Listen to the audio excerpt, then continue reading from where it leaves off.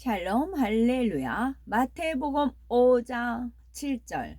긍휼히 여기는 자는 복이 있나니 그들이 긍휼히 여김을 받을 것이며. 아멘. 히브리서 12장 6절. 주께서 그 사랑하시는 자를 징계하시고 그가 받아들이시는 아들마다 책찍질하심이라 하였으니. 아멘. 팔복 5번째입니다. 팔복 4번째는 없더라고요. 그래서 5번째입니다. 선한 긍휼의 향기로 많은 사람에게 위로와 생명을 주며 하나님의 축복하심 가운데 풍성한 삶을 영위하는 성도가 됩시다 입니다. 선한 긍휼의 향기로 많은 사람에게 위로와 생명을 주며 입니다. 마태복음 5장 7절은 긍휼히 여기는 자는 복이 있나니 저희가 긍휼히 여김을 받을 것이며 말씀했습니다. 긍휼이라는 뜻은 가엾게 여긴다, 불쌍하게 생각한다 라는 뜻이지요. 그러나 영적인 의미는 누가 범죄하거나 자신을 힘들게 할 때 중심에서 용서하고 기도해 주며 사랑으로 권면해 주는 마음을 뜻하지요. 이는 성령의 열매 중 양선과 비슷하지만 이보다 더 깊은 차원입니다. 양선은 악이 전혀 없으며 오직 선만을 추구하는 마음이지요. 이런 양선의 마음이 행함으로 나타나되 상대를 변화시킬 수 있는 더한 사랑으로 나타나는 것이 긍휼입니다. 하루는 베드로가 예수님께 주여 형제가 내게 죄를 범하면 몇 번이나 용서하여 주리이까? 7번까지 하오리까? 라고 질문합니다. 베드로의 생각에는 7번씩이나 용서해 준다면 그게 관용을 베푼 것처럼 생각했던 것이지요. 이에 예수님께서는 7번뿐 아니라 70번씩 7번이라도 할지니라 하시지요. 70번씩 7번 즉 490번만 용서해 주라는 뜻이 아닙니다. 7은 완전수로서 70번씩 7번은 완전한 용서, 무한대의 용서를 베풀라는 의미지요. 그리고 한 가지 비유를 들어서 용서의 긍휼에 대해서 깨우쳐 주셨습니다. 어떤 임금에게 1만 달란트를 빚진 종이 있었는데 그에게는 갚을 힘이 없었습니다. 당시 한 달란트는 6천 데나리온으로서 노동자가 6천일 즉 16년간을 꼽아 일해서 모은 품삯에 해당하지요. 그러니 1만 달란트라고 한다면 어마어마한 액수일 것입니다. 그런데 임금이 아내와 자녀들과 모든 소유를 다 팔아서라도 빚을 갚으라고 합니다. 종은 엎드려 절하며 갚을 테니 참아달라며 사정하지요. 결국 임금이 불쌍히 여겨서 모든 빚을 탕감해 주었습니다.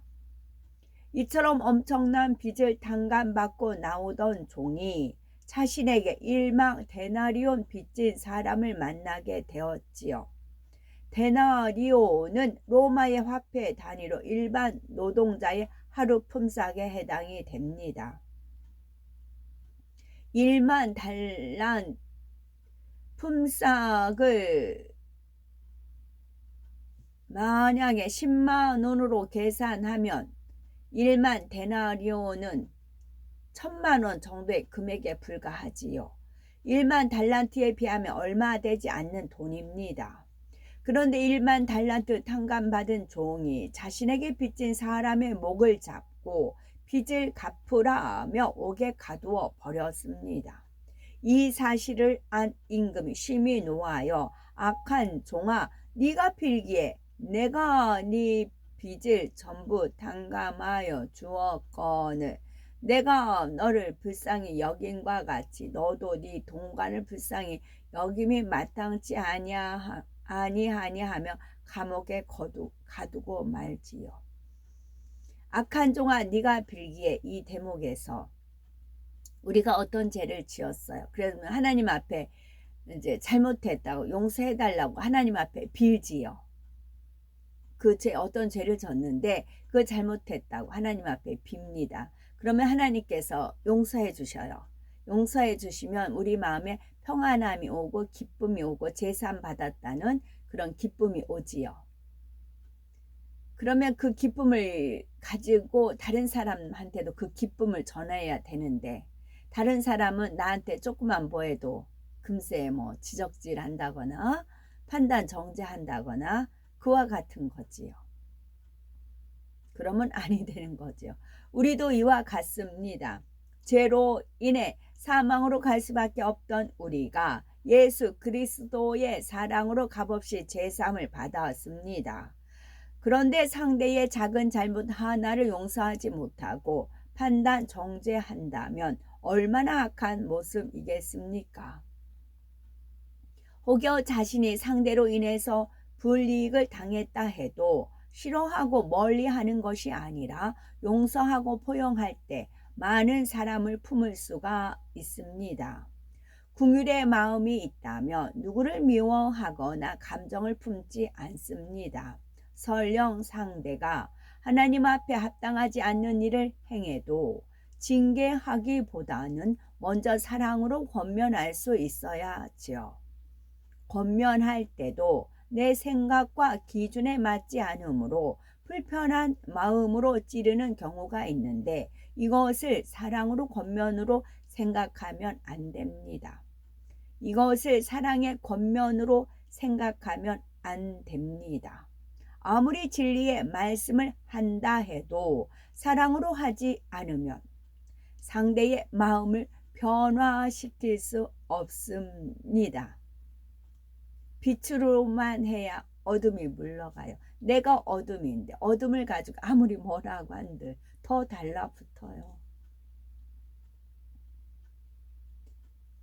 이처럼 용서의 긍휼이 있는 반면 상황에 따라 긍휼의 징계의 형태로 나타나는 징계의 긍휼도 있습니다. 징계의 긍휼 역시 미움이나 정죄함으로 하는 것이 아니라 그 근본은 사랑에서 비롯된 것이지요. 사랑받는 하나님의 자녀이기 때문에 징계도 따르고 그렇게 해서라도 죄에서 돌이켜 진리대로 행할 수 있도록 하는 것이지요. 히브리서 12장 6절에서 8절에 주께서 그 사랑하시는 자를 징계하시고 그의 받으시는 아들마다 책찍질 하심이니라. 어찌 아비가 징계하지 않는 아들이 있으리요. 징계는 다 받는 것이거늘 너희에게 없으면 사생자요 참 아들이 아니니라 했습니다. 예를 들어서 사랑하는 자녀가 무슨 잘못을 했을 때 이를 바로 잡는 것이 사랑이라 해서 처음부터 매를 들어 때리는 부모님은 드물 것입니다. 자녀가 중심에서 뉘우치며 눈물로 회개한다면 용서해 줄 테니 다음엔 절대 그러지 말아라 하고 따뜻하게 안아주게 되지요.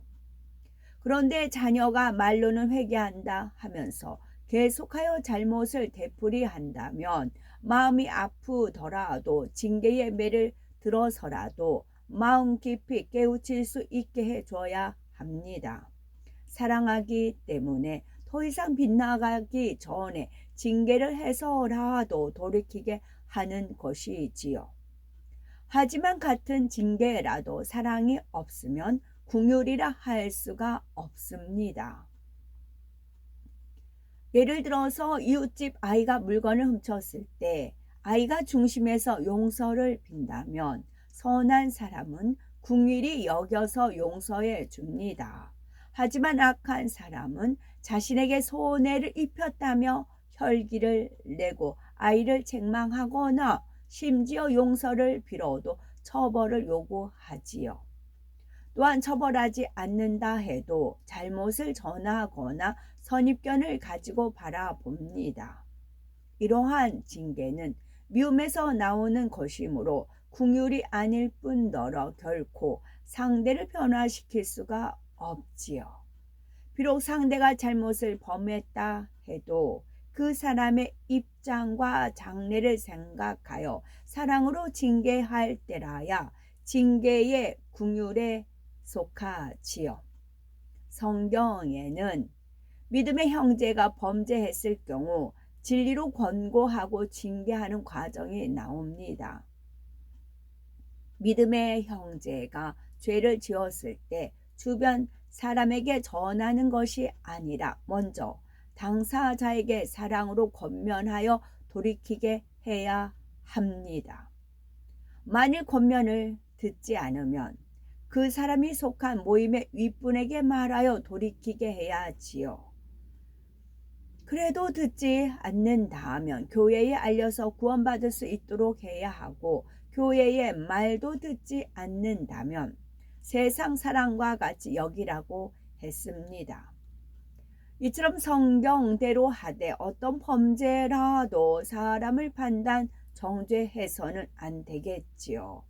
사랑의 긍휼을 베풀어야 우리도 하나님께 긍휼히 여김을 받을 수가 있기 때문입니다. 하나님의 자녀라면 어려움 중에 있는 사람들을 돌볼 줄 아는 구제의 긍휼을 행하는 것은 너무나 당연한 일입니다. 그런데 믿음의 형제가 가난으로 고통받고 있는데 말로만 안타까워하고 행함이 없다면 긍휼이라 할 수가 없습니다. 진정한 구제는 형제가 어려울 때 내 것을 나누어 주는 것이지요. 혹자는 마음은 간절하지만 나도 가진 것이 없는데 어떻게 도와줍니까? 라고 합니다. 그러나 아무리 생활이 어려워도 자녀가 굶고 있으면 가만히 있을 부모는 없을 것입니다. 마찬가지로 믿음의 형제에게 내 자녀와 같이 행할 수 있어야 합니다. 그렇다고 누가 어렵다고 무턱대고 구제하는 것을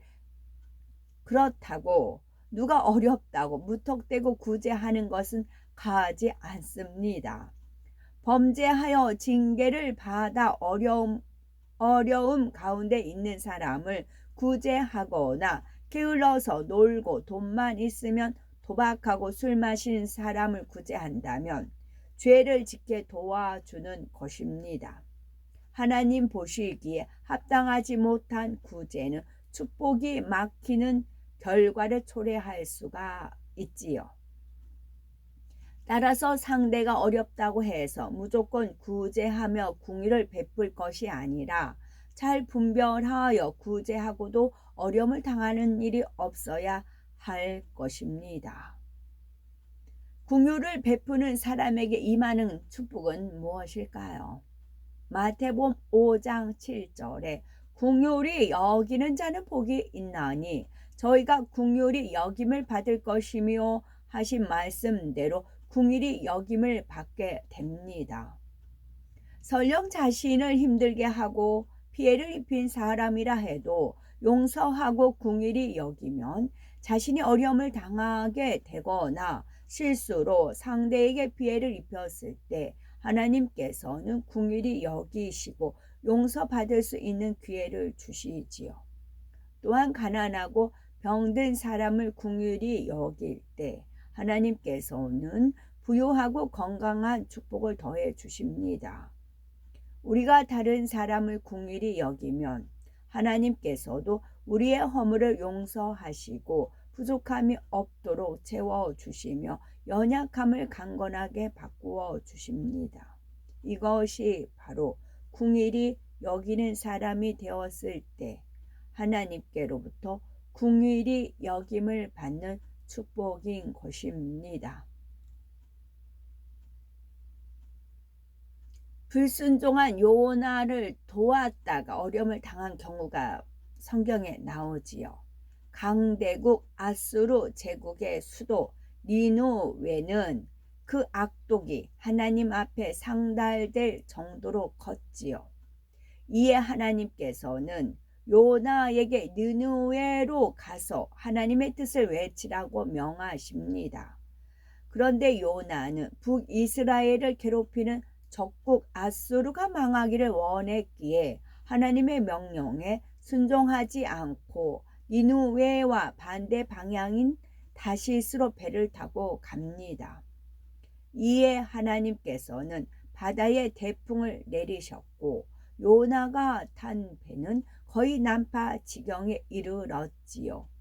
배에 탄 사람들은 이 재앙이 누구 때문인지 알아보기 위해서 제비를 뽑았는데 요나가 뽑혀서 바다에 던져지고 맙니다.